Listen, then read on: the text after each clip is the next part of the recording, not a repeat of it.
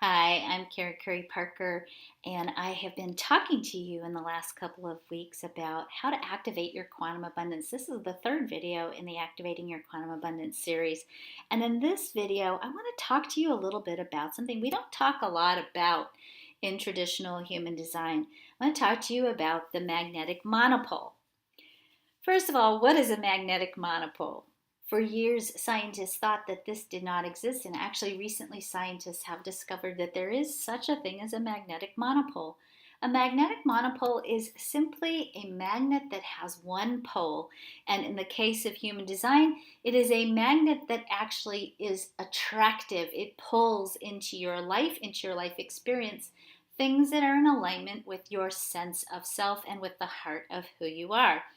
So, what we teach in human design, and by the way, this is a grossly simplified version of this teaching. There is a whole lot more that goes along with understanding the monopole, but I really want to get to the heart of what I'm sharing with you today. And mostly, what I really want you to get is the power of your heart to create and the importance of calibrating your heart resonance field to create abundance that's in alignment with your human design and the truth of who you are.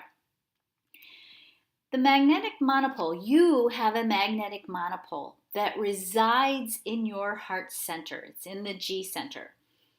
It is a force that pulls into your life experiences, opportunities, and aspects of the story of who you are, your life story and your life purpose.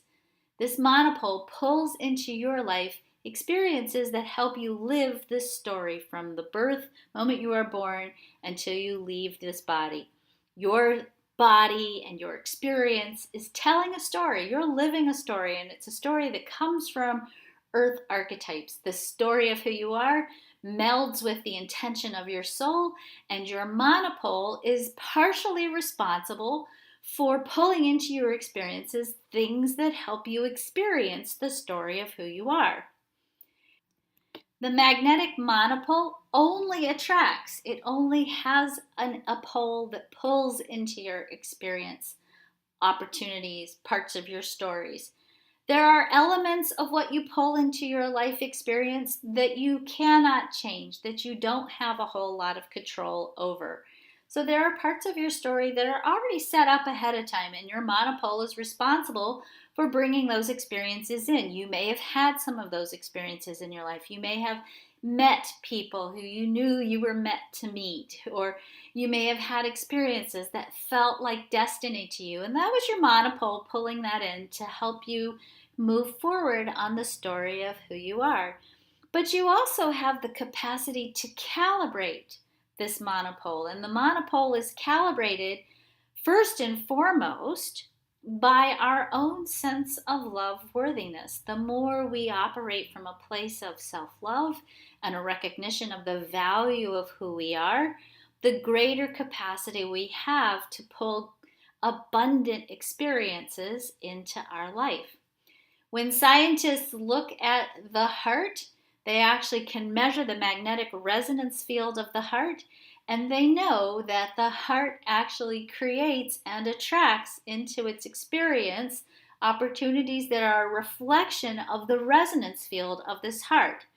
In other words, the more you love yourself, the more you are at peace, the more you are in a place of acceptance and allowance, the more your heart is open, the more you have healed your pain from the past and anything that causes you to shut your heart down, the more your heart is open, the more your creative capacities are enhanced, the more you can attract into your life things that, I'll just use the word good here, even though I think that's a charged word, but things that are good, things that feel good and right to you. This is not a static thing. If you don't like what you're creating in your life right now, if you don't like what you're attracting into your experience right now, you can change that experience by first and foremost changing your heart resonance field. You can change the frequency of the programming or the calibration of your monopole so that you can start attracting other better experiences into your reality. But to do that, we have to know how the mechanics of heart resonance works. We have been saying for years, your thoughts create your reality. And sometimes we've gone down a rabbit hole of overusing that concept. Certainly, there's an aspect of your thoughts create your reality in calibrating heart resonance.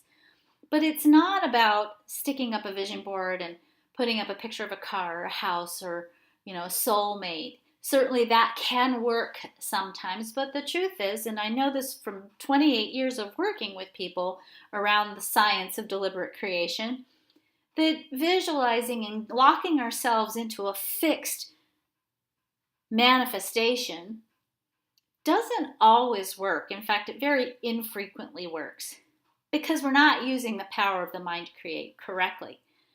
The purpose of the mind, that creative capacity that we have, and the purpose even of visualization, is not to manifest a specific thing or a specific circumstance.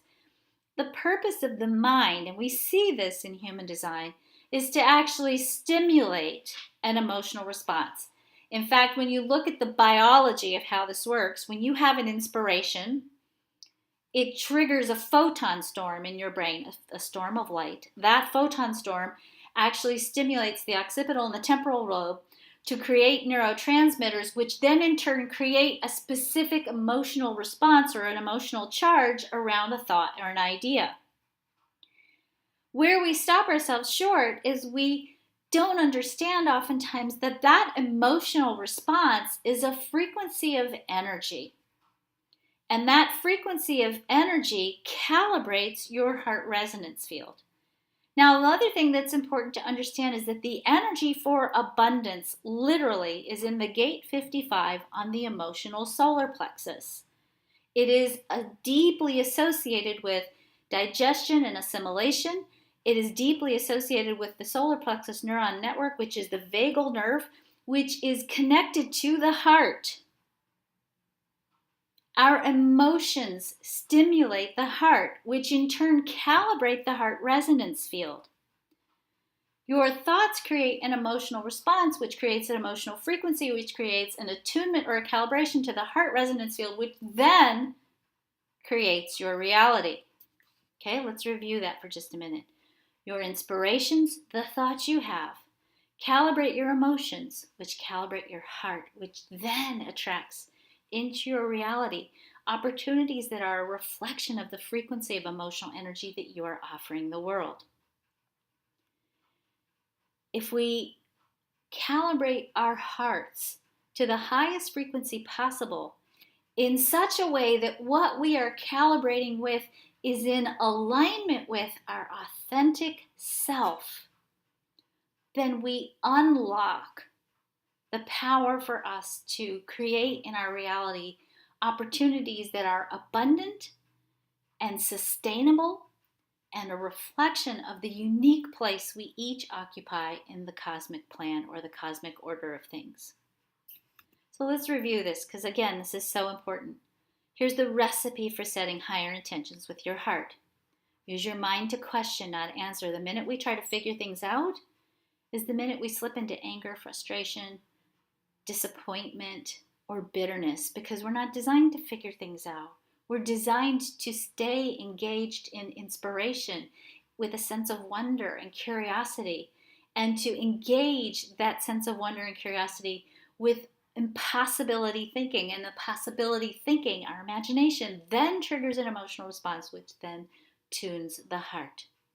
Use inspiration and imagination to stimulate your emotional vibration. Your emotional vibration synchronizes with the magnetic monopole in the heart, which then attracts. You then want to see what shows up in your outer world in response to your emotional energy and this calibration of your monopole. If you like it, ask for more. If you don't, ask for something different. Think sufficiency, not overabundance. Sometimes we don't allow ourselves to create because we're thinking so big, we question our worth, and then we don't allow ourselves to receive it. And frankly, we're designed to receive everything we need. We don't have to have a backup plan and store stuff for the future. Think sustainably. Be resilient. Stay hopeful. Stay awash in beauty. Nurture yourself. Stay tuned to truth. These are things that inspire you and allow you to hold a higher frequency of energy. Have faith even if you can't see it. The gate 55 in the emotional solar plexus and the gate 30 as well are gates of faith. This is we have within us in our hardwiring the capacity to hold a vision, to put fire under a vision and hold that vision until we see it actually manifest. Stay grateful. It's the most heart-opening energy that we have in human design. Focus on what is working.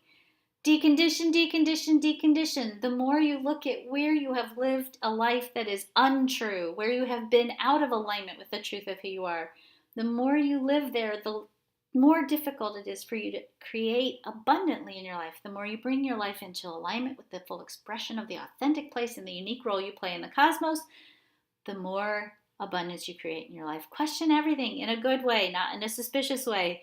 Ask, how is this possible? What else is possible? How can I create more? What would this look like in my life?